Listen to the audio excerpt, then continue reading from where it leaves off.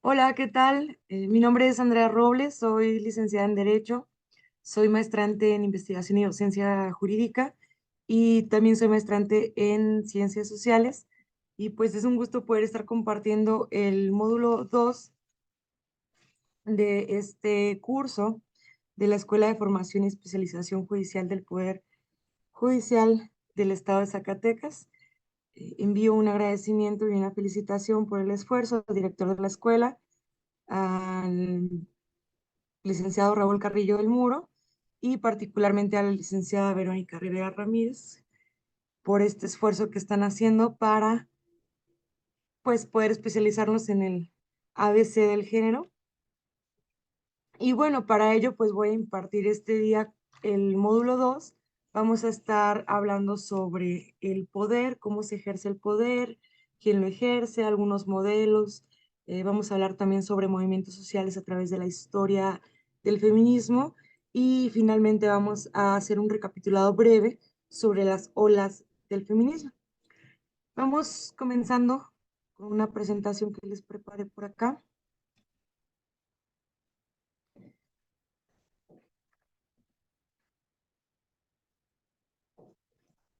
Mm, mm, mm, aquí. Ok, vámonos acá. Entonces,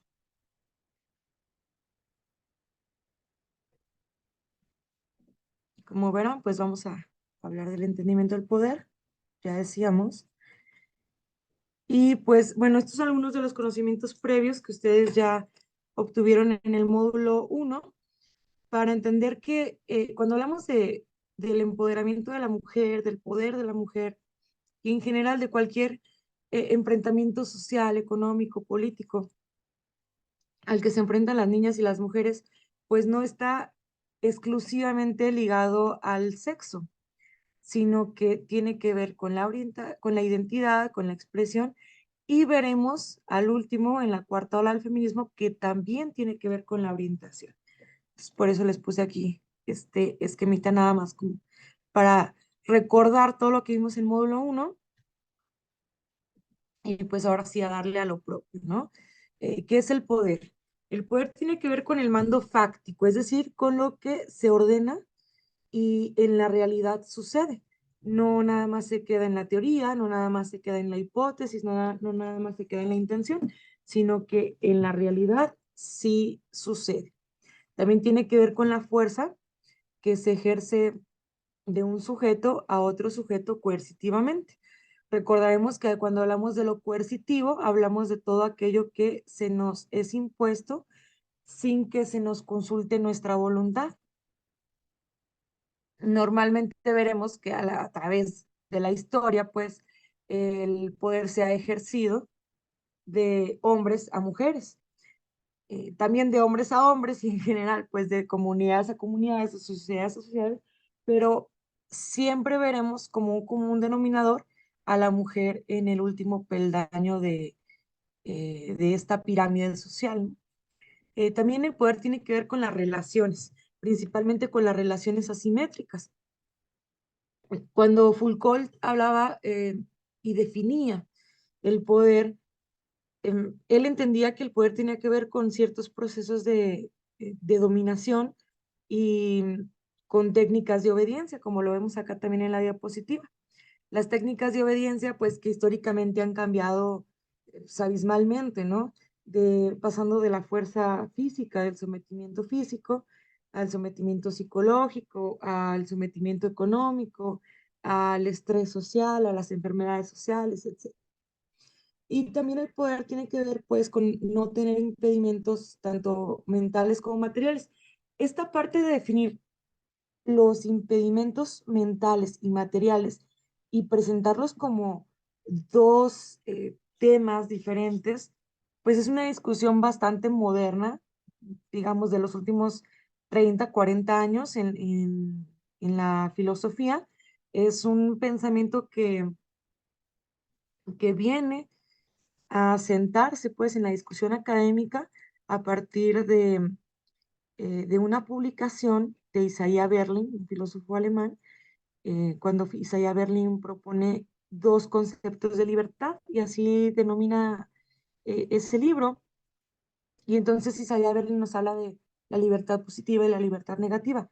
No en el entendimiento de que una es buena y una es mala, ¿no? Sino que él dice, la libertad positiva es toda aquella que poseo yo como individuo y que tiene que ver con eh, con el poder tener materialmente o físicamente, pues la capacidad de acceder, ¿no? De que nada me impida materialmente acceder a las cosas que yo quiero acceder. Pero Isaiah Berlin reflexiona en algo muy interesante y dice, bueno, a lo mejor sí tenemos como nuestro esquema de libertad positivo completo, sin embargo, los temas de la filosofía moderna, los problemas de la filosofía moderna, nos llevan a pensar que hay impedimentos mentales. Y esto tiene que ver con la educación, con la idiosincrasia, con el acceso escolar que históricamente hemos tenido, con cómo fuimos criados, cómo fuimos educados, en qué sociedad nacimos, en qué año nacimos, ¿no? O sea, con un montón de cosas no materiales, sino que tienen que ver con circunstancias en el tiempo, que tienen que ver con dónde por azar, por destino, pues nos tocó nacer, crecer, vivir, desarrollarnos, etcétera. Entonces, pues veremos que estos impedimentos, cuando estamos hablando del poder, pues no necesariamente son físicos, sino que también pueden ser mentales o pueden ser intangibles.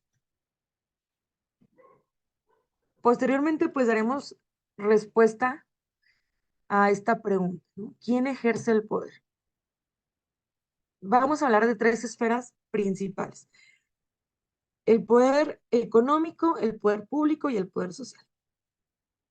Dicen los cientistas sociales, principalmente aquellos que vienen de una formación primaria o una formación de base economicista, pues piensan que el poder está estrictamente centrado o que tiene una especie de epicentro, por así decirlo, en, en todo el tema económico, ¿no? En el sistema económico, en el modelo económico, en cómo están organizados y distribuidos los medios de producción, y que después esto se traslada a cómo se ejerce el poder público y después a cómo se ejerce el poder social.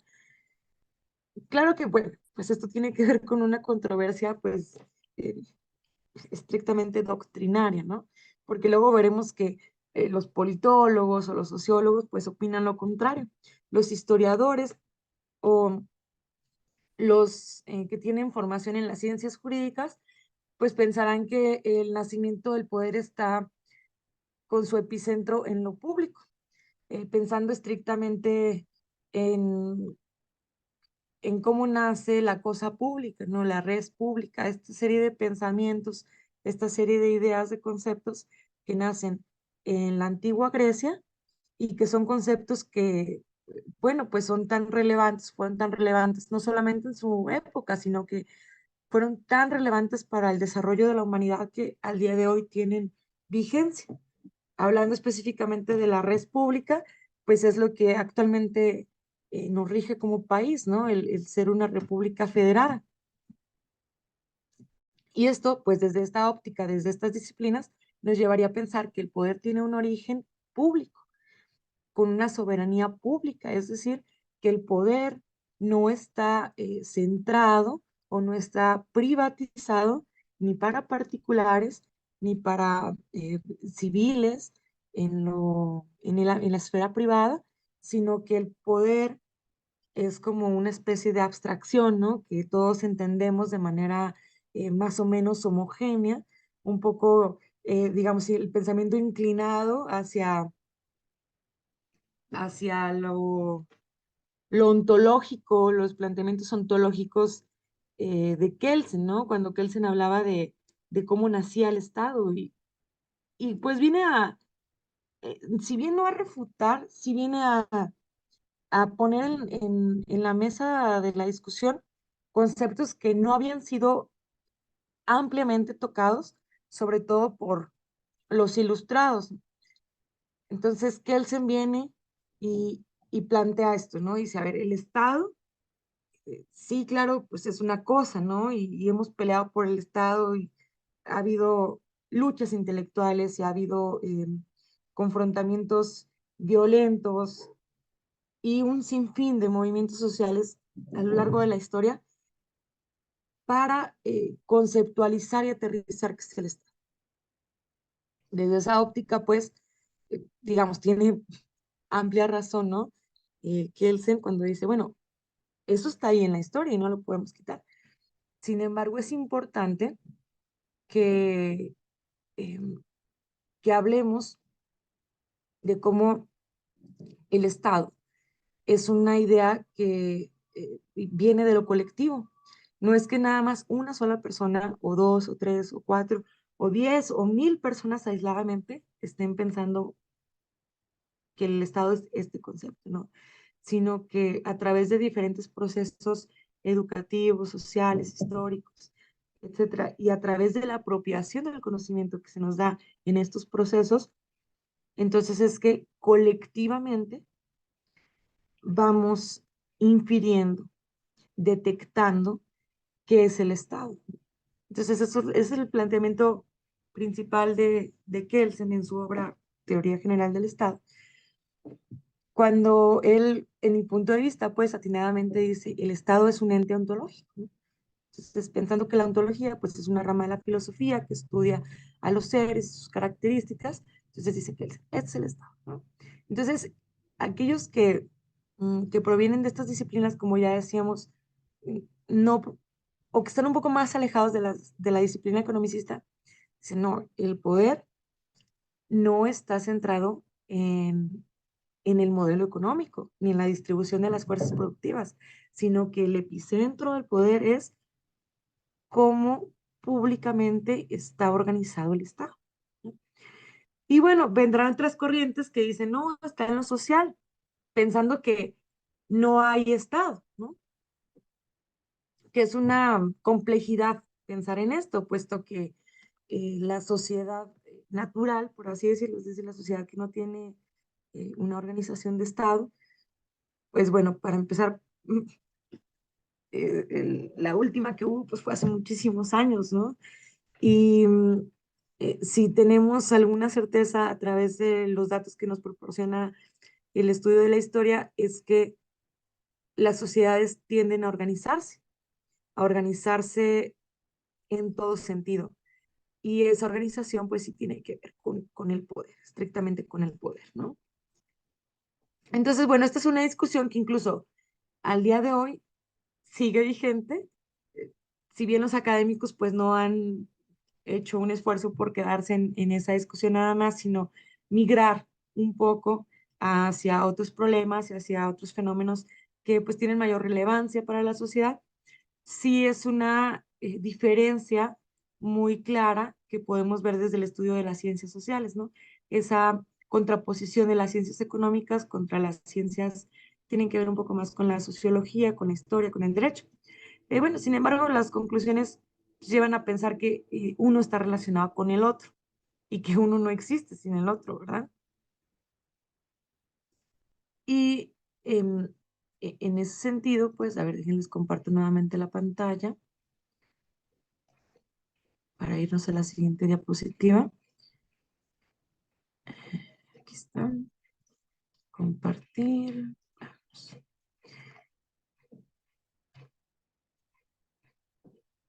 Y pues acá vamos a ver qué son los modelos, o cuáles son, mejor dicho, cuáles son los modelos y los sistemas de organización de la sociedad.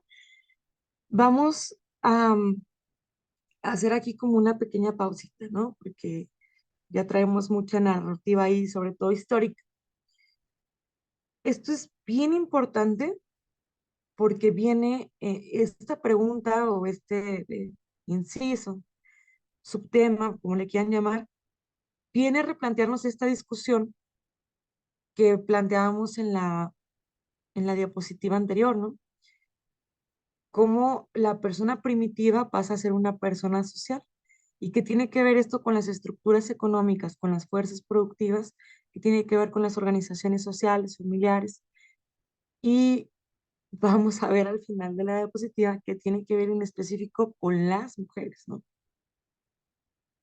Pensar en que la sociedad está organizada a través de modelos y sistemas, pues es muy lógico, ¿no? Incluso creo que son algunos conceptos, algunas palabras que tenemos bastante adaptadas en nuestro léxico común y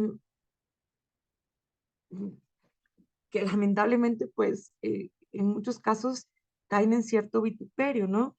Em, Porque pues nos consume a lo mejor el exceso de información, la macroinformación a la que estamos expuestos todo el tiempo, y eso creo que nos puede llevar a tergiversar un poquito algunos conceptos que pues sí tienen un arraigo pues académico muy claro, y que a veces pues estamos un poquito alejados de estos conceptos que lamentablemente la masividad de los medios de comunicación pues apropia, ¿no? Un poquito este tema y,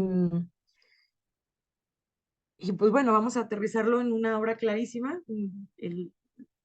las obras o la obra pues más importante de Friedrich Engels, el Estado, la familia, la sociedad, ¿no?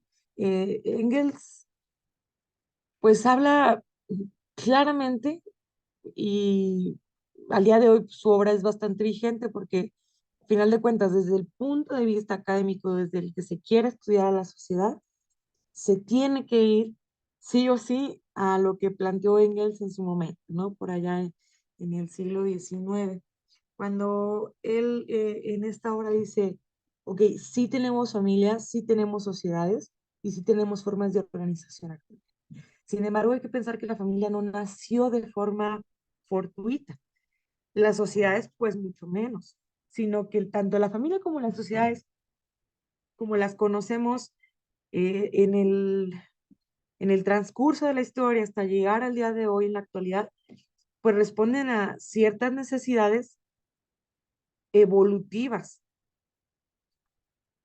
Cuando, cuando Engels nos habla en el primer capítulo de cómo el hombre, y digamos el hombre con mayúsculas, o sea, la raza, ¿no? La especie, cómo el hombre con mayúsculas, es decir, varones y mujeres que conformaban las primeras sociedades, los clanes, las tribus, pues primeramente estaban disasociados, estaban desorganizados. Y entonces sí había procesos reproductivos que pues claro llevaron a la preservación de la especie, ¿no? En términos muy darwinistas. Pero eso responde a una necesidad estrictamente biótica. Entonces, lo muy interesante de la obra de Engels es que nos lleva a pensar que las personas, la raza humana, no nada más tenemos necesidades bióticas o fisiológicas o biológicas, como le quieran llamar, sino que también tenemos necesidades sociales, ¿no? Y es aquí donde se plantea este asunto de, ok, entonces las personas son seres sociales por naturaleza. No nada más necesitaban reproducirse para preservar su especie, sino que también para preservar un montón de cosas necesitaban vivir en sociedad. Y es aquí donde se presentan las primeras asociaciones de personas, ¿no? Claro que en unos estados, pues, muy primitivos. Posteriormente va avanzando la organización social y cuando ya pensamos en las tribus y en los clanes, entonces, estrictamente, pues, estamos hablando de una evolución social natural. Los hombres y las mujeres de aquellas épocas cumplían y satisfacían ciertas necesidades que no tenían que ver con lo estrictamente biológico. Se hacían compañía, y en la medida en la que se hacían compañía se iban organizando. Entonces ya no eran hombres y mujeres que cazaban, que perseguían, que recolectaban, ¿no? Pensando en la época nómada, sino que también hay hay una evolución social y cuando es una evolución social, pues hay un replanteamiento de las tareas y pues de los compromisos, por así decirlo, que que cada persona está cumpliendo dentro de su tribu, de su clan. Esto sigue siendo sumamente primitivo, ¿no? Posteriormente, pues vendrán algunos descubrimientos como la agricultura, que provocan que las sociedades se asienten, se vuelvan sedentarias, y esto ayuda ampliamente a la organización social, puesto que entonces las tareas son mucho más profesionalizadas, mucho más especializadas, dado que la gente ya no tenía que dedicarse a todo, ¿no? Sino que ya se iban dedicando a cosas específicas. Entonces, dice Engels, todo este proceso evolutivo tiene que ver con cómo al día de hoy estamos organizados en nuestra familia, y en nuestra sociedad y en nuestra economía. Y entonces Engels hace una ruptura interesante, sin embargo, pues un poco abrupta, en cómo se había percibido la familia, ¿no? Porque estamos hablando de que Engels escribió esto en el siglo XIX. Hasta en el siglo XIX ya había ciertas narrativas de corte romántico, de corte estético, que llevaban a pensar en la familia como una estructura, pues, de unidad, de amor, de conveniencia, de unificación de territorios, de unificaciones de poderes, etcétera, ¿no? Pero dicen el no, o sea, vamos a romper un poco esta narrativa para pensar que la familia tiene primeramente una naturaleza de corte económico. Es decir, la familia nace para cumplir una necesidad económica, ¿no? Y tiene bastante sentido en esta premisa que nos plantea Engels, puesto que si nos vamos mucho más atrás en la historia y pensamos un poco en cómo los romanos habían estructurado su legislación civil,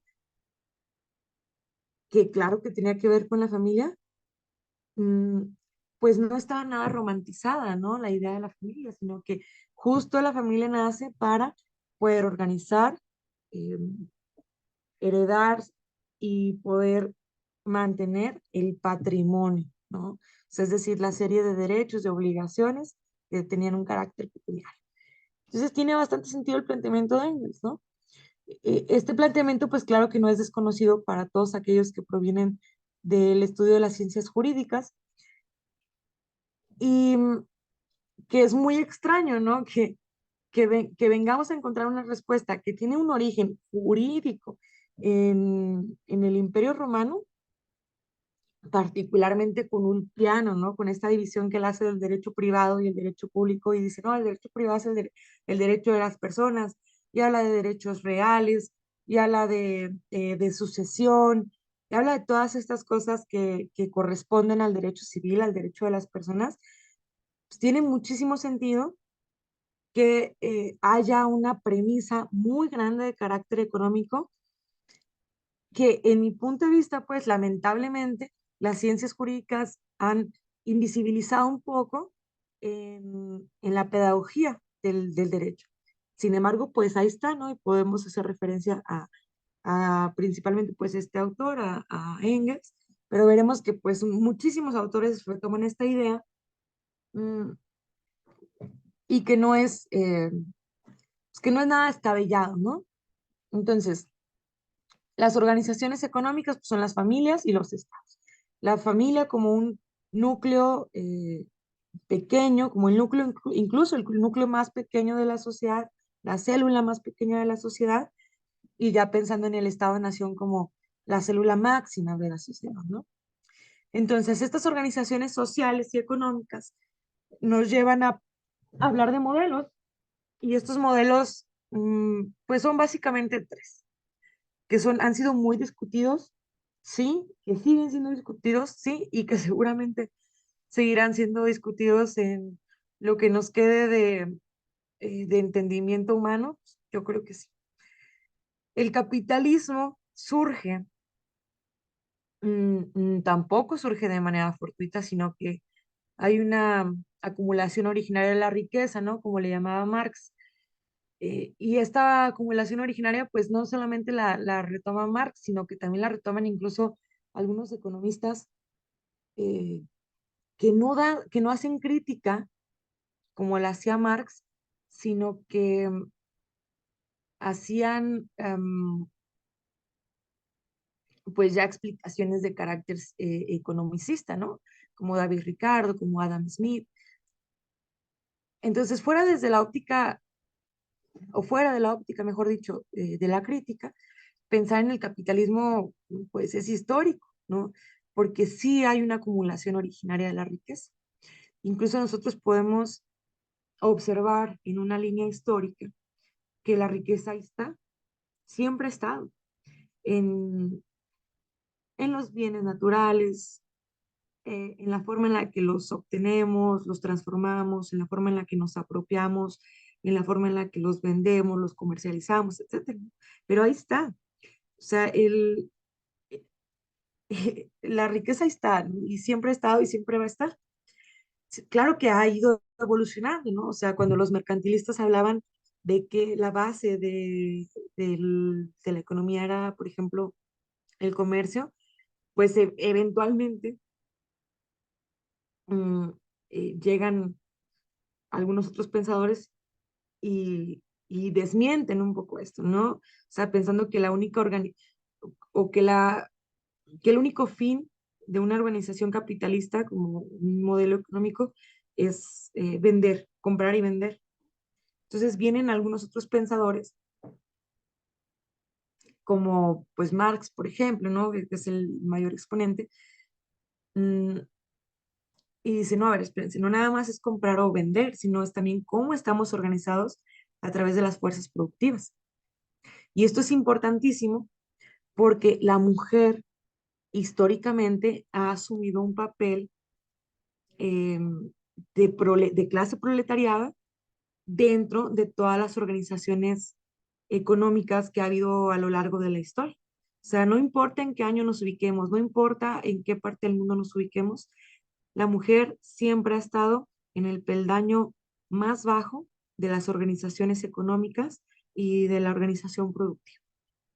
Entonces, esto es de suma importancia, puesto que pues el capitalismo nos lleva a hablar de esta asimetría, ¿no? De relaciones que hay en las fuerzas productivas. Claro que después pues vienen otros pensamientos que ya son pues de carácter socialista y también en el siglo XIX, pues justo con Marx y con Engels, pues cuando se escribe el manifiesto comunista, hay un escándalo, ¿no? En la academia, principalmente en la academia alemana y en la academia británica, hay una serie de afiliaciones a estos pensamientos y también hay una serie de desencuentros, algunos filósofos, algunos economistas que desatienden la formación, digamos, o la escuela marxista y de Engels porque no están de acuerdo. O sea, digo, todo es válido, ¿no?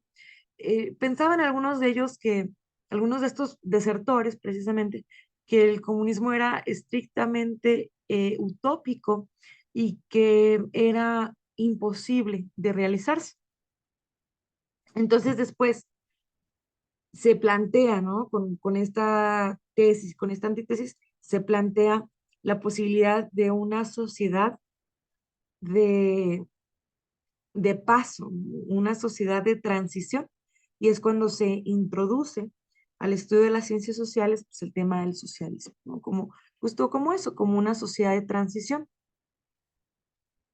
En este sentido, pues, les decía yo hace un momento, es una discusión que ha existido desde hace muchísimo tiempo y que al día de hoy existe cuando hablamos de modelos que organizan a la sociedad, y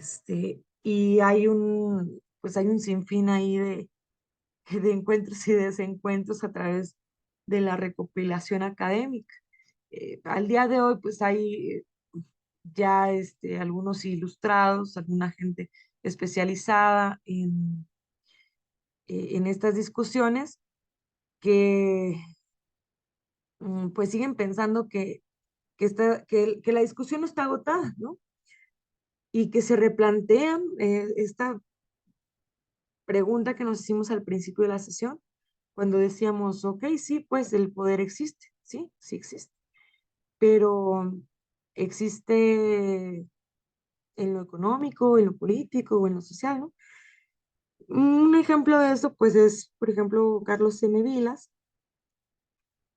que en alguno de sus últimos papers eh, escribe así, ¿no? Y dice, el Estado es la comadrona del sistema capitalista.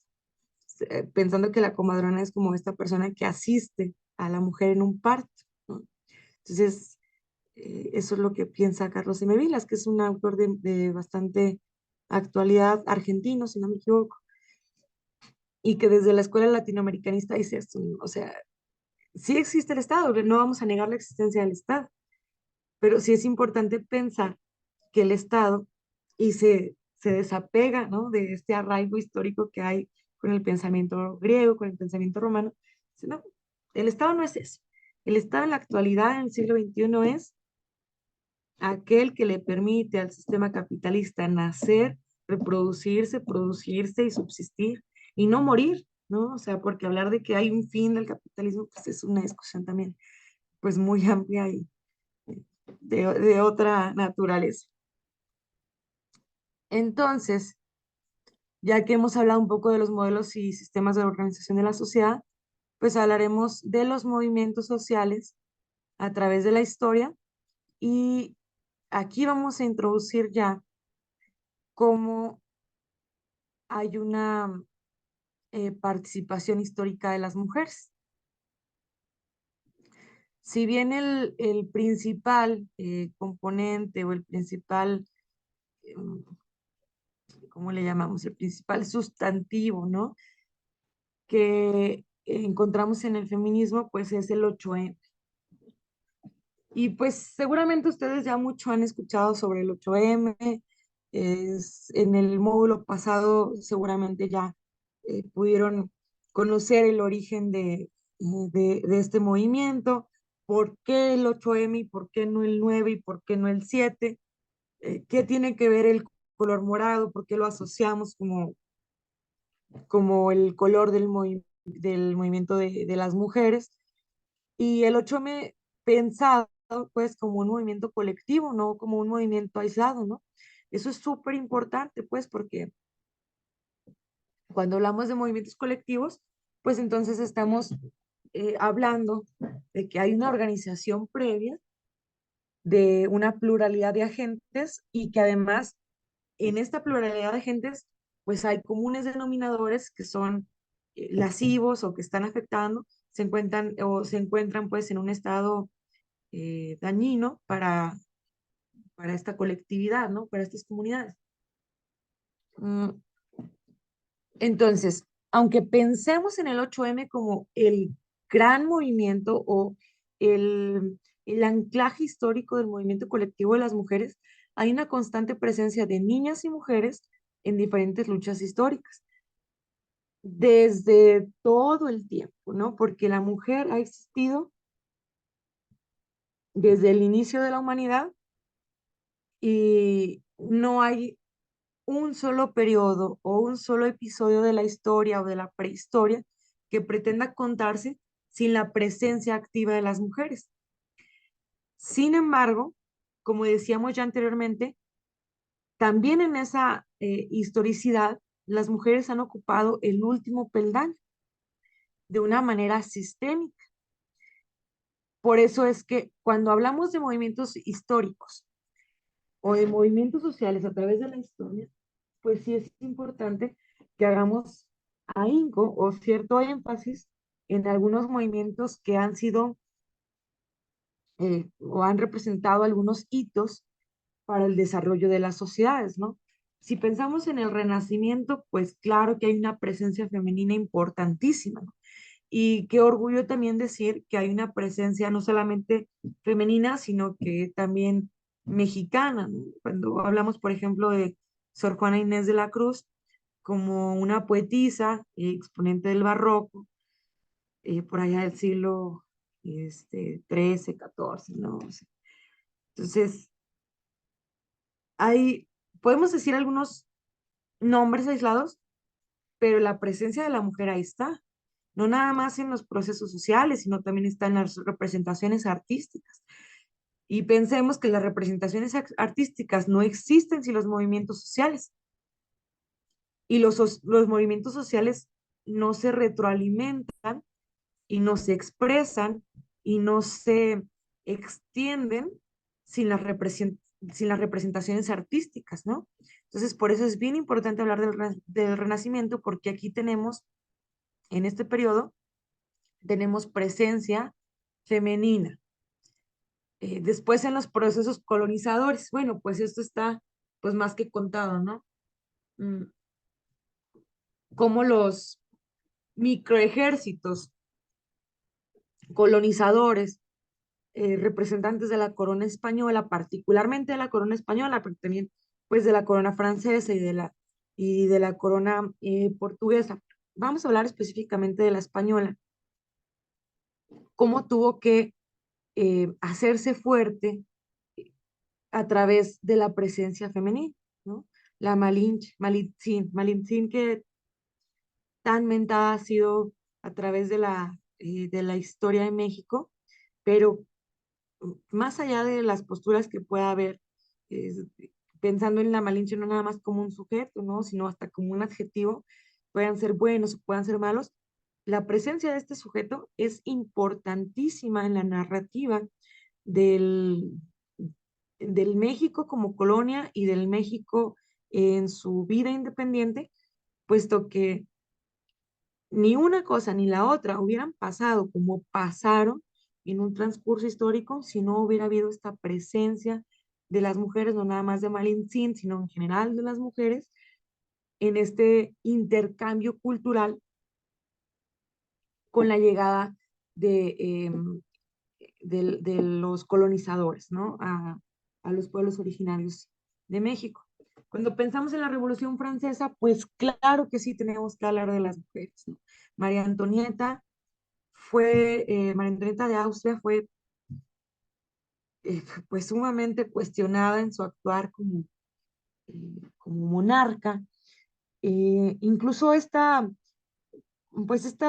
cuestionamiento ha traspasado las barreras del tiempo y el espacio, ¿no? Al día de hoy se le sigue cuestionando, al día de hoy se le sigue recordando a través de las bellas artes, a través de la música, a través del cine, pero probablemente pues hasta incluso más recordada María Antonieta de Austria que el propio Luis XVI, ¿no? Quien le acompañó en matrimonio, que a final de cuentas pues ambos mueren decapitados en la toma de la Bastilla, pero la presencia pues de María Antonieta sí nos lleva a pensar que la mujer estaba tomando un lugar en los procesos históricos.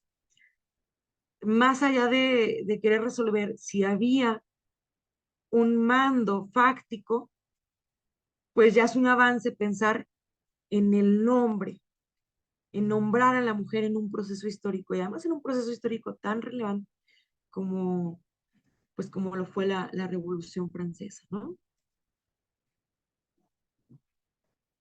También hablaremos de la Ilustración.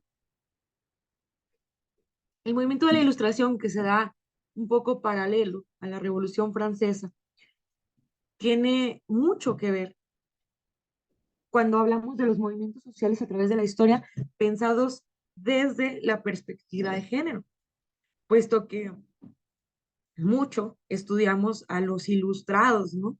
Incluso es por ahí hasta tema de secundaria, lo vemos en la secundaria, en la prepa, lo seguimos viendo incluso ya en el área profesional y adjudicamos gran parte del conocimiento que al día de hoy ostentamos en situaciones importantes como el tema de la ciudadanía, el tema de las repúblicas, el tema de la división de poderes, etcétera, y lo anclamos así como con una especie de tachuelita, ¿no?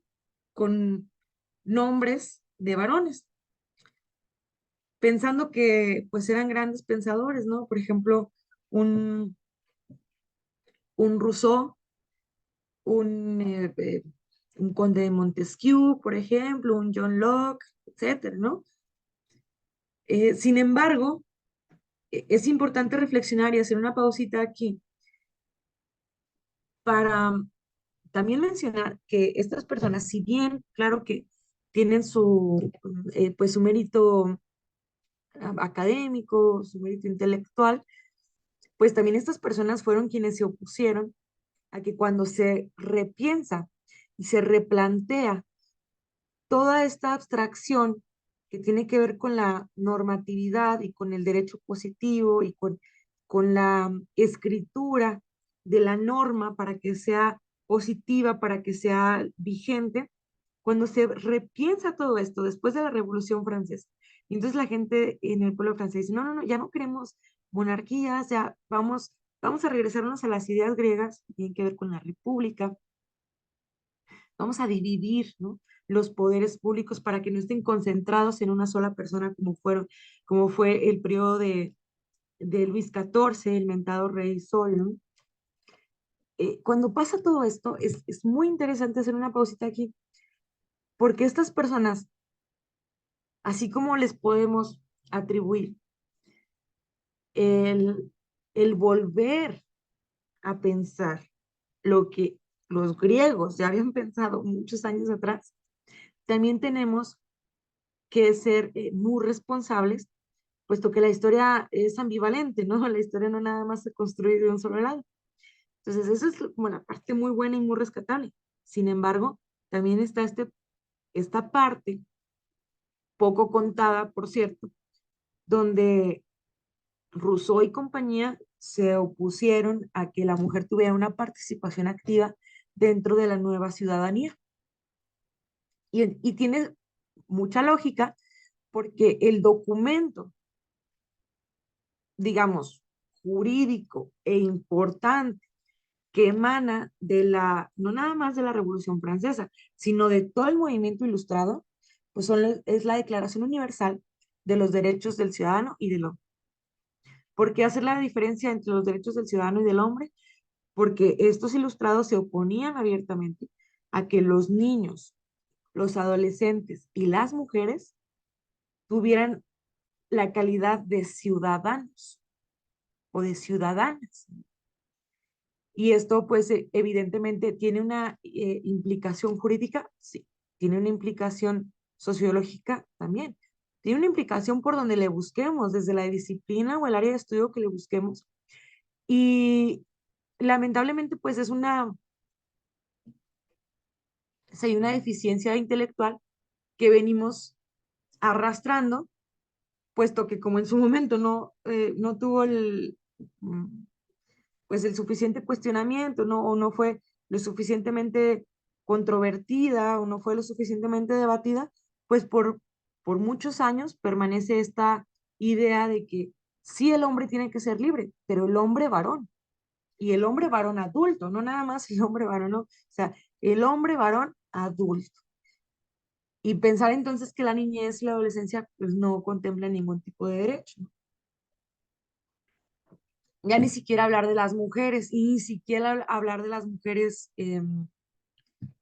niñas o de las mujeres adolescentes, ¿no?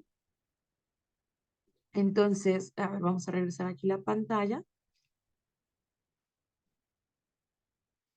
Surge una especie de antítesis escrita por el de Bois, denominada la Declaración de los Derechos de la Mujer y la Ciudadanía. Justo, pues, como decíamos, ¿no? Como antítesis de lo que se escribe en la Declaración Universal de los Derechos del Ciudadano y del Hombre. Eventualmente, en algún momento, se crean los derechos humanos, ¿no? Pero esto no nace pues muy ligado con cómo avanzan las guerras mundiales, tanto la primera como la segunda. Y entonces aquí otra vez nos volvemos a hacer el planteamiento de cómo la mujer ocupa el último peldaño en los procesos sociales y sin embargo es el, digamos, la mujer es la protagonista nunca mencionada en la historia, ¿no? Vamos a aterrizar esto en la Segunda Guerra Mundial. En la Segunda Guerra Mundial hay un déficit demográfico, porque pues es muy poco el lapso, ¿no? Que hay entre la Primera Guerra Mundial y la Segunda Guerra Mundial. Entonces no hay tiempo suficiente para poder construir esto que en la demografía se le llama como bonos poblacionales. Entonces, no hay, en las potencias mundiales, no hay forma de tener suficientes hombres varones en la guerra y los suficientes hombres en las fábricas. Por eso es que la mujer viene a, a tomar pues un papel sumamente importante, hablando de las fuerzas productivas nuevamente, porque la mujer se mete a las fábricas, se mete al trabajo fuera de casa y toma este papel que históricamente había sido entregado de manera ciega a los varones, ¿no? Entonces la mujer no nada más se hace cargo de la familia, porque la mujer también, claro, o sea, eh, tenía al marido peleando en Francia o peleando en Alemania o peleando en Polonia, ¿sí? Y la mujer entonces salía a la fábrica a trabajar y además había cuidados en casa de familia, de menores, de hijos, de mantenimiento de casa en general, o sea, esta dinámica que al día de hoy tenemos, ¿no? Esta dinámica pues de familia muy occidentalizada. Y esta es una conducta que se da principalmente pues en los países que tenían un cierto nivel de desarrollo industrial. Evidentemente Inglaterra, ¿no? Es el primero porque ahí es el boom de la revolución industrial. Y después Estados Unidos, porque Estados Unidos le siguió en capacidad de producción.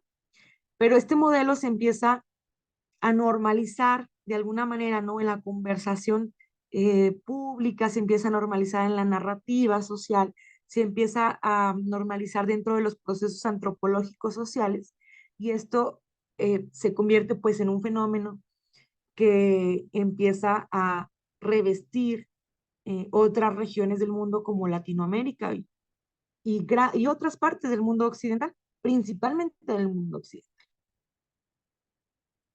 Y entonces la presencia de las mujeres ya no estaba nada más en la familia, sino que ahora también ya estaba en el trabajo, ya estaba en la industria, ya estaba o sea, en el trabajo remunerado, ¿no? En el trabajo asalariado. Y hay una reflexión importantísima aquí, porque entonces la mujer no nada más se hace cargo de la casa, no nada más se hace cargo de los hijos, no nada más se hace cargo de los padres, de los suegros, sino que también se hace cargo de traer el dinero a la casa, ¿no? El ingreso, el salario. Aquí el problema, y es un tema bien fuerte porque algunos conservadores actuales de ultraderecha han intentado, digamos, como justificar un poco algunas actuaciones que están atrás con discursos falaces, ¿no? Por ejemplo, leía el otro día, hace no tanto, uno de ellos que decía algo así como que la mujer no tenía por qué reclamar un espacio en la vida laboral o en el mercado laboral, porque fue el hombre, o sea, el dueño de los medios de producción, hombre, dueño de las fábricas, que le permitió a la mujer entrar casi como de favor, ¿no? Entrar a trabajar a la fábrica y todavía ganarse un salario. O sea, nuevamente como en este discurso de te estoy haciendo el favor de pagarte por venir a trabajarme, ¿no? Entonces, aquí es bien importante recapitular algunas de las cosas que hemos estado hablando porque lo podemos estudiar y hay antecedentes y hay datos por donde le busquemos de cómo la mujer, claro que ocupa un lugar en la industria, en algún momento debido a este déficit del bono poblacional, pero a la mujer se le pagaba menos. Y al día de hoy, a la mujer se le paga menos. O sea, la brecha salarial es una realidad que venimos arrastrando desde hace más de un siglo y no la hemos podido combatir. No la hemos podido combatir porque se normalizó tanto que entonces el hombre que posee los medios de producción, pues se le hizo bien cómodo pagarle mucho menos a la mujer, aun cuando la mujer en temas de productividad daba más. O sea, la mujer producía más que el hombre, ¿no? Pero a la mujer se le podía pagar menos. ¿Por qué? Pues hay un montón de respuestas. La respuesta antropológica número uno, pues la mujer no había tenido la posibilidad de ser como insurrecta en este sentido y plantearse el tema de, ok, a lo mejor puedo exigir, ¿no? Y a esto vamos a sumarle también otra problemática más de corte económico, puesto que pues la mujer que sale a trabajar en los 30, en los 40, que sale a trabajar, pues realmente no lo hace así como que, uy, qué gusto, ¿no? Porque, pues imagínense, o sea, si de por sí es sumamente pesado tener una carga de familia, una carga de trabajo en el hogar, a eso sumarle tener que salir y trabajar en la manufactura, en la industria, pues es muchísimo trabajo, muchísimo desgaste físico e intelectual. Sin embargo, pues era la única posibilidad de salir adelante. Si el hombre estaba peleando en Europa y eso sí es que no se había muerto, ¿verdad? En la guerra. Entonces, nace esta normalización de la mujer en el trabajo fuera del hogar, digamos, sí, o sea, se normaliza, sí, pero se normaliza a través de una necesidad precaria. Se normaliza porque la gente se estaba quedando sin comida, la gente se estaba quedando sin capacidad eh, adquisitiva para poder comprar una casa, para poder comprar alimentos, para poder tener acceso a servicios básicos. O sea, que la dignidad humana se ve comprometida por los factores secundarios de la guerra, los primarios y los secundarios de la guerra, y además se ve precarizada las familias, las mujeres principalmente de las familias, debido a todas estas circunstancias de déficit que hay, ¿no? O sea, déficit poblacional, déficit económico, etcétera, etcétera, etcétera. Por eso es muy atinado cuando Flora Tristán escribe esto de que la mujer es la proletariada del proletariado, ¿no? O sea, es una expresión muy de la primera ola del feminismo, pero muy vigente. Pensemos que al día de hoy, pues la mujer está normalizada en el trabajo fuera del hogar, pero no se ha podido desatender ni desapegar de estas tareas que están como ahí ancladas históricamente a la mujer, ¿no? La cocina, el cuidado de menores, de enfermos, de personas de la tercera edad, el mantenimiento de un hogar, el ser administrador o administradora de una casa, o sea, todos estos temas que implican el trabajo en casa, el trabajo en familia, siguen siendo anclados, así como si fuera una tarea divina, ¿no? Como si fuera una cruz inamovible en la espalda de todas las mujeres.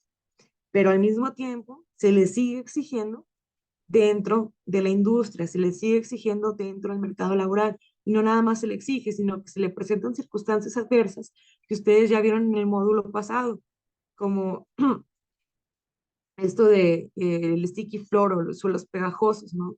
Cómo es imposible, eh, o, o al menos mucho más difícil, poder salirse de, de trabajo, de puestos de trabajo que son sumamente precarios. O sea, como a la mujer le cuesta más salirse de un trabajo precario que a un hombre.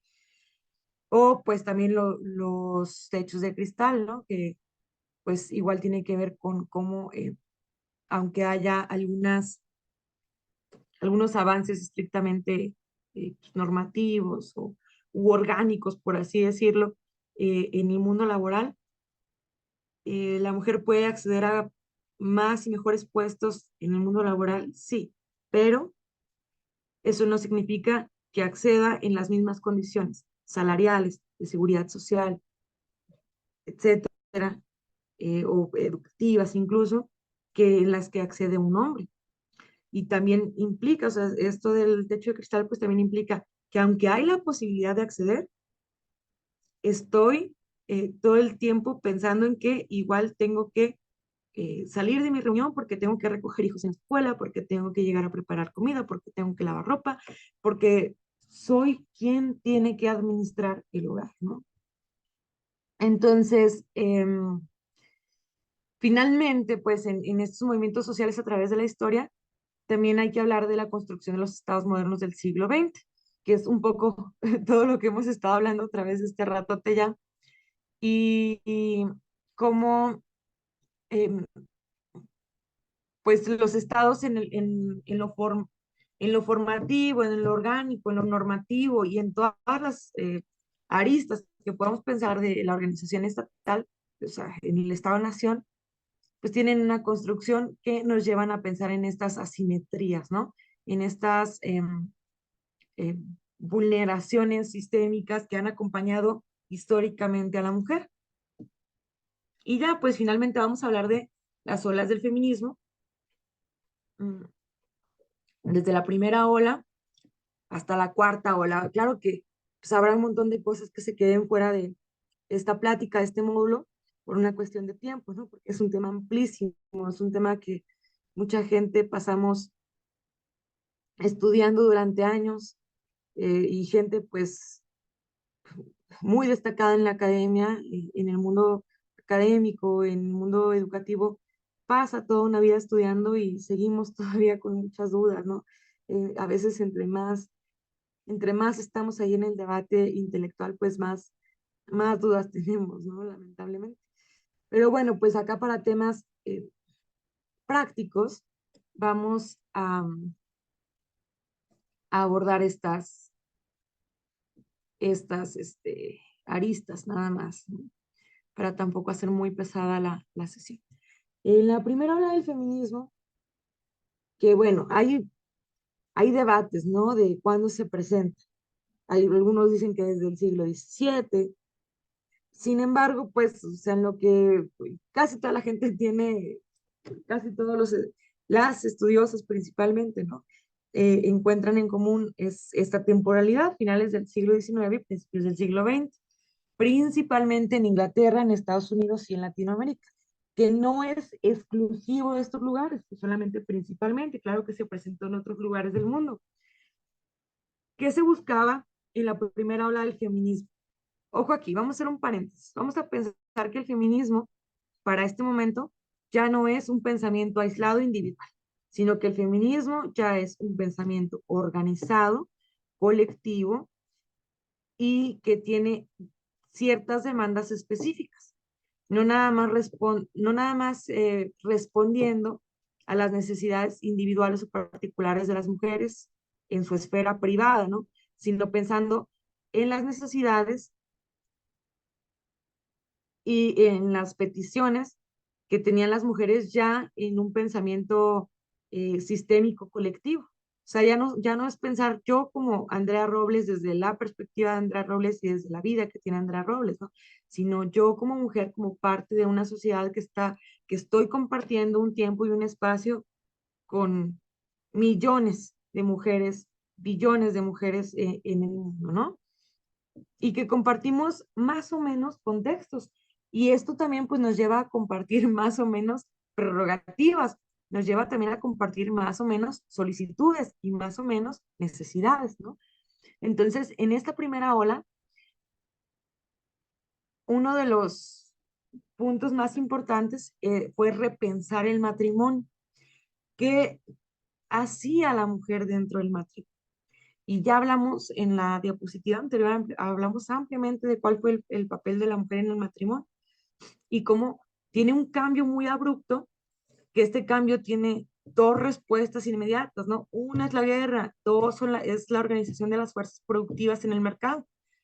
Entonces, ¿cómo estas dos cosas que podríamos pensar que son sumamente ajenas a nosotras, pues sí tienen repercusiones dentro de esferas muy íntimas como el matrimonio, ¿no? Y en este mismo sentido, pues, o sea, ¿qué hacemos dentro del matrimonio, pero qué hacemos dentro de la familia? O sea, somos, ya no nada más somos administradoras ni cuidadoras. ¿No? O sea, ya en esta primera ola ya se pensaba a la mujer como un ente capaz de producir. Además, se planteaba ya la necesidad colectiva de participar en procesos democráticos a través de la emisión y la práctica del sufragio, pensando nuevamente que cuando se replantea la ilustración y se replantea la noción del concepto de Estado-Nación, se había dejado fuera a las mujeres. Es decir, la mujer no podía participar en ningún momento, ni en ningún movimiento que tuviera que ver con la vida democrática del Estado-Nación. Nacen aquí, pues, entonces movimientos importantísimos en la vida del feminismo, como los movimientos sufragistas de las mujeres, que también en México, pues, orgullosamente tenemos grandes referentes de las sufragistas que lograron el voto, no solamente el voto del 53, ¿no? Sino los primeros indicios del voto, por allá en el 22, en el estado de Yucatán, y posteriormente en estos 30 años que hay entre el 22 y el 53, estos 30 años que fueron pues algunas gananciales progresivas, ¿no? En tema del sufragio. Después, en la segunda ola del feminismo, que ya nos vamos hasta la mitad del siglo XX, hablamos de los 40 a los 80 más o menos, ya se plantean algunas otras temáticas, algunos otros tópicos como la libertad sexual, cosa que pues tiene un auge en todo este movimiento, sobre todo, ¿no? En el movimiento hippie, que igual que todos los grandes movimientos en el mundo, pues trae un trasfondo bélico de fondo, ¿no? La guerra de Vietnam y cómo el movimiento hippie en el mundo, pues viene a hablar de la liberación sexual de las mujeres, pero también viene eh, a, a satanizar, por así decirlo, pues a las mujeres que decidieron en su momento tener una libertad sexual, o sea, es decir, no nada más elegir iniciar su vida sexual, sino elegir tener un compañero o una compañera o varios compañeros y compañeras sexuales con fines únicamente recreativos. Pensar en la libertad sexual como una extensión de la recreación personal, física que podemos tener como personas, más allá de un acto reproductivo, ¿no? Y pues este pensamiento fue sumamente cuestionado y sumamente perseguido, además, sobre todo pues a las mujeres, ¿no? Que ejercían esta libertad sexual. Obviamente, pues viene acompañado de la reestructuración o el repensamiento y la reconfiguración de la familia. ¿Qué papel estaba asumiendo la mujer dentro de la familia? Entonces viene un proceso interesante porque ya algunas mujeres empezaron a decidir no casarse o a no casarse como fin último de su vida, ¿no? Sino que empezaban a decidir estudiar, ir a las escuelas, tener un título profesional, poder trabajar y tal vez en algún momento casarse o tal vez elegir no casarse también, ¿no? Entonces, esta reconfiguración de la familia y el repensamiento de la familia. Se viene a pensar también en esta segunda ola del feminismo la desigualdad en todos los sentidos, la desigualdad económica, la desigualdad educativa, la desigualdad en derechos civiles, en derechos políticos, etc. El trabajo fuera del hogar, que ampliamente hemos hablado de esto, de cómo el salario de las mujeres, hablando del trabajo fuera del hogar, pues ha sido históricamente precario y al día de hoy sigue siendo precario. La brecha salarial como una deuda histórica y además como un problema en la actualidad que tenemos que resolver, ¿no? Y finalmente, la reproducción y la maternidad. Es decir, la mujer no solamente se replanteó el si quiero ser esposa y el si quiero ser esposa, sino también se replanteó el quiero ser madre. Y entonces empiezan a salir en el mercado las primeras pastillas anticonceptivas que le daban a la mujer el poder de decidir no ser madre, ¿no? Una cosa que fue sumamente perseguida, fue causal de expulsiones en múltiples instituciones educativas, fue causal de muchos escándalos religiosos, de movimientos políticos, etcétera, ¿no? ¿Y todo por qué? Pues porque la mujer estaba decidiendo sobre su cuerpo, ¿no? Y en la tercera ola del feminismo, que ya estamos hablando de los años 90 aproximadamente, aquí la discusión cambia un poquito. Vamos a encontrar como una división pues importante entre la primera y la segunda ola del feminismo con la tercera, puesto que ya en la tercera hay un planteamiento mucho más antropológico, mucho más profundo, mucho más profundo en términos cognitivos, y no nada más se plantea entonces la tercera ola del feminismo, los problemas superficiales o aparentes, ¿no? Sino que se plantea los problemas estructurales y se plantea las variantes que hay en los problemas estructurales de la mujer. Y uno de estos fue pensar que había una jerarquía histórica, mejor dicho, que hay una jerarquía histórica del varón en las estructuras, en las económicas, en las políticas, en las sociales, en las familiares, en las industriales, etcétera, ¿no? Por eso es que hay muchísimos nombres de varones que tenemos en el conjunto de conocimientos que pues tenemos atesorados gracias a la historia, y hay mm, abismalmente muchos menos nombres de mujeres en este conjunto de conocimientos, ¿no? También se plantea aquí el tema del patriarcado, el patriarcado como una especie de macrosistema o de megasistema que está pensado para los hombres, para que los hombres varones puedan disfrutarlo, puedan sobrevivir en él, puedan estar así como, pues, agustir, ¿no? Ahí en estos, en estos pequeños sistemas que, a final de cuentas, pues, están revestidos de un macrosistema que les sirve a los varones. Tanto les sirve que los varones han tratado de conservarlo, pues, a toda costa y a cualquier costo y a cualquier precio. También en esta ola se plantea el tema del acceso educativo, puesto que, eh, bueno, vamos a empezar por la actualidad, ¿no?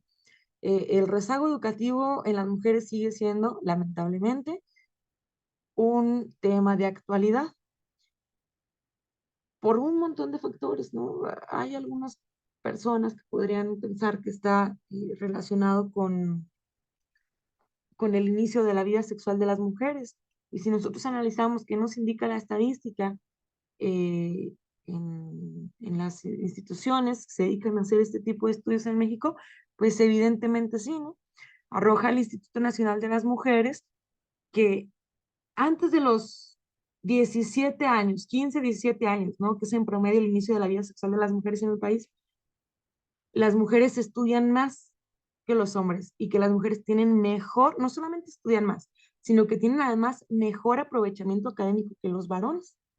Pero esta tendencia estadística se revierte, no solamente se para, sino que se revierte, ¿no? Como en la tendencia, o sea, digamos, como si fuera una línea de tendencia, se revierte cuando la mujer inicia su vida sexual. Entonces, sí hay una relación, podríamos decir, entre vida sexual y educación. Entonces, las mujeres y los hombres en México no estamos viviendo la vida sexual de la misma manera.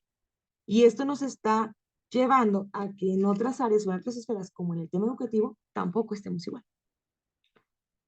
Entonces se repiensa, ¿no? Y se replantea este problema de acceso educativo en la tercera ola del feminismo. También viene a plantearse algo súper importante, que es el tema de las mujeres trans.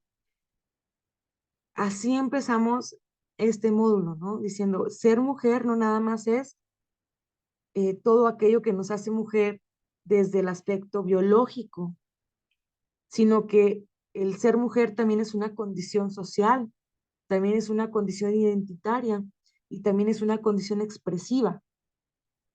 Entonces, el género es un constructo social, mientras que el sexo, pues sí es estrictamente biológico, ¿no? Y es aquí donde vienen a ocupar un lugar importante en la agenda las mujeres trans, que nunca habían sido tratadas como mujeres. Y en la tercera ola del feminismo se plantea esto, ok, sí, es una mujer. Probablemente no compartimos sistemas reproductivos ni órganos reproductivos, pero sí compartimos esta construcción social enorme y compleja que se llama género. También veremos pues que en la tercera ola hay presencias de ecofeminismos y hay presencias de feminismos raciales. Y estos dos tienen que ver con cómo accedemos las mujeres al medio ambiente, cómo vivimos el medio ambiente, cómo accedemos a los bienes naturales y cómo hay una, eh, digamos, como una forma de relegar a las mujeres de este acceso a estos bienes o a estos medios que tienen que ver con lo que nos aporta el ambiente, ¿no? Los bienes naturales históricamente han estado entregados al servicio de los varones. Y también algo muy importante es que también se empieza a introducir en esta discusión ya pues epistemológica el tema de los feminismos raciales. O sea, es esta tesis, ¿no? De decir, no es lo mismo ser mujer que ser hombre, claro, pero también es muy importante pensar que no es lo mismo ser mujer indígena que un hombre blanco, ¿sí? No es lo mismo ser una mujer indígena lesbiana que un hombre blanco. No es lo mismo ser una niña indígena que un hombre blanco. No es lo mismo ser una eh, mujer em, de Medio Oriente o de Oriente que un hombre blanco en Occidente. O sea, todos estos planteamientos pues conducen a una nueva ruta epistemológica dentro del feminismo y específicamente en la tercera ola del feminismo. Y en la cuarta ola del feminismo, pues encontraremos que es toda la actualidad. Comienza en 2007 con el movimiento de Me Too, que ustedes recordarán en Twitter, fue un movimiento muy sonado en Twitter, particularmente en Twitter, que buscaba evidenciar situaciones de acoso y de abuso sexual. Esto en la idea de que pues las instituciones, digamos, tienen también mucha deuda, ¿no? Con las mujeres, las instituciones de investigación y procuración de justicia. A esto vamos a sumarle que todavía incluso en México, incluso en Zacatecas, para 2017, había algunas conductas criminales que no estaban tipificadas dentro del Código Penal, como por ejemplo el acoso. El hostigamiento sí lo encontramos, pero el acoso no, mucho menos el acoso callejero, ¿no? O sea, para poder determinar una situación de abuso sexual era sumamente complicado y sí tenía que haber ahí como medios de prueba muy específicos, como alguna relación jerárquica, alguna situación de poder, alguna convivencia académica, familiar, laboral, etcétera, ¿no? Donde la mujer fuera vulnerable. Sin embargo, esto pues invisibilizaba todas las situaciones de acoso y de abuso sexual que hay en el día a día y que las mujeres tengan o no tengan un puesto de poder, son víctimas de estas situaciones. Entonces el Me Too fue un movimiento de visibilización del abuso y del acoso sexual como lo que al día de hoy es, ¿no? O sea, la práctica de miles, millones, billones de hombres en el día a día, donde la mujer es la víctima y el hombre el victimario. También replantea, o digamos, no, pues a lo mejor replantear no es la palabra correcta, pero sí profundiza eh, filosóficamente hablando en la existencia y la debida permanencia del feminicidio como una tipificación necesaria, una tipificación que nace, claro, de un contexto particular, pero necesaria, ¿no? O sea, el feminicidio en México se tipifica a raíz de las muertes de Juárez. Pero las muertes de Juárez no fueron las únicas mujeres violentadas, no fueron las únicas mujeres muertas.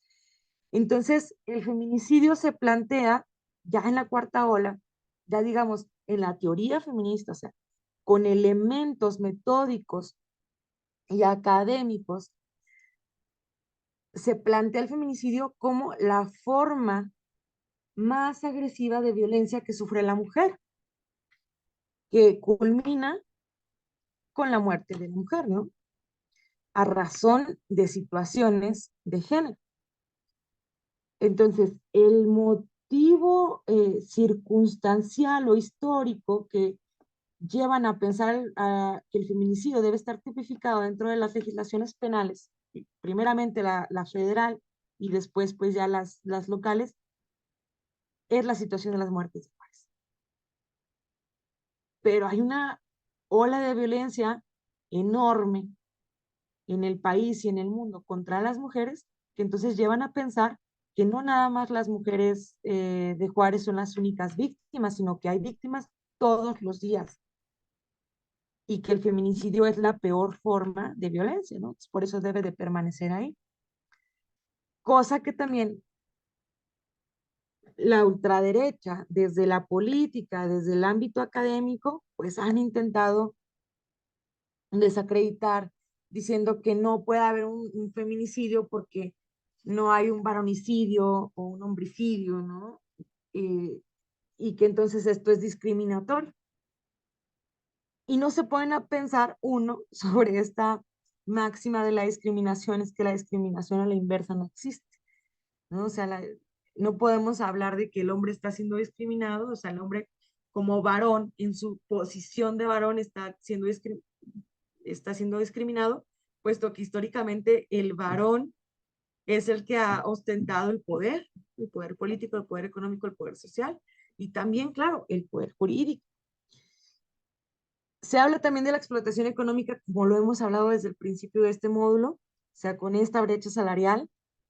Se habla de algo bien importante que es la despenalización del aborto y la despenalización del aborto como un derecho que además ya en las discusiones más modernas le acompañan tres adjetivos: legal, seguro y gratuito, ¿no? También esta situación de las violencias sistémicas, que es un concepto que ya hemos abordado en el módulo también. Es decir, la violencia existe en el sistema porque la violencia ha encontrado una forma de mantenerse y además de reproducirse dentro del sistema, dentro de las conductas humanas, dentro de la forma en la que nos organizamos productivamente, dentro de la forma en la que nos educamos, dentro de la forma en la que trabajamos, dentro de la forma en la que participamos en nuestra comunidad, dentro de la forma en la que participamos en la vida política, etc. Eso es la violencia sistémica, la que permite que se produzca, que se reproduzca la violencia contra la mujer. También hay una parte importante, ¿no? Que es hablar de las violencias, así en plural. Es decir, cuando hablamos de las violencias, así en plural, reconocemos que no nada más hay una forma de violencia, sino que hay un montón de formas de violencia que acompañan a la mujer y que probablemente el que seamos víctimas de una no nos hace víctimas de otra, pero es importante tener mecanismos para combatir todas y cada una de las violencias, puesto que los mecanismos que tengamos de prevención y erradicación para la violencia, por ejemplo, física, no es el mismo que vamos a tener para la violencia psicológica, no es la misma para la que vamos a tener para la violencia económica, no es la misma que vamos a tener para las violencias vicarias, no es la misma que vamos a tener para la violencia educativa, etcétera, ¿no? Y finalmente, el hablar del heteropatriarcado. Si bien ya se había hablado del patriarcado en la tercera ola del feminismo, y decíamos que el patriarcado pues es como este macrosistema, ¿no? Que cobija, por así decirlo, hay que pensarlo como una mantita, ¿no? Grande, así, acolchonada, cómoda, que cobija los microsistemas que protegen al hombre y que lo suben al primer peldaño de la pirámide social. El hablar del heteropatriarcado no nada más hace que el hombre se acumbre, sino que piensa en que el hombre cisgénero y heterosexual es el que tiene un uso desmedido del poder y que entonces hay muchos sectores que se quedan más vulnerables frente a otros sectores, ¿no? O sea, es decir, dentro de los sectores que ya habían sido vulnerados históricamente y que son vulnerados históricamente, encontramos otros sectores que tienen todavía más violencia. Poníamos el ejemplo hace un momento, ¿no?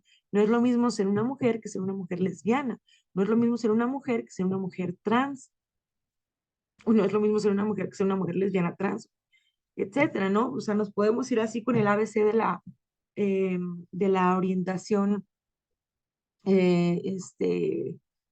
y la expresión de género y podríamos abarcar así todas y cada una de las letras que acompañan a la comunidad LGTB, ¿no? Ese es el heteropatriarcado. O sea, ese macropoder que no nada más encumbra al hombre, sino que le da un poder desmedido al hombre cisgénero, blanco, claro, y heterosexual. Invisibilizando así, pues, todas las expresiones que hay, no solamente la expresión de la mujer, sino todas las expresiones que hay de género y todas las expresiones que hay respecto a las orientaciones sexuales y a las expresiones sexuales. Eh, Esto pues fue un, ni tan breve, ¿verdad? Pero un esfuerzo pues para construir este segundo módulo que la Escuela de Formación y Especialización Judicial del Poder Judicial del Estado de Zacatecas ha preparado para ustedes. Y pues yo me despido de todos y cada uno de ustedes, de todas y cada una de ustedes.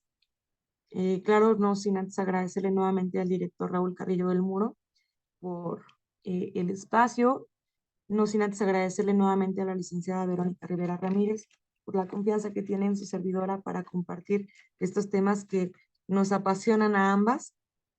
Y pues no sin antes agradecerle a todos y todas ustedes que pues se han tomado un tiempo de su día para escucharme, escuchar a su servidora y dejarme pues agregar algo de lo que se estudia desde este lado de la academia, ¿no? Desde este lado de la militancia activa.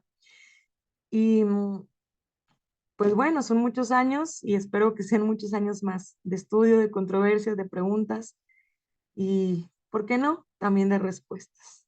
Entonces, pues bueno, yo me despido de ustedes.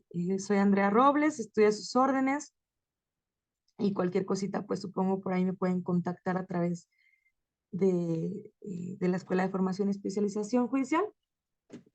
Esto es todo lo que me queda por decir. Gracias por dejarme compartir mi tiempo y compartir lo que sé, lo que me gusta y lo que más me apasiona en esta vida. Me despido de ustedes, que tengan un excelente día y que tengan un muy bonito, feliz de módulo.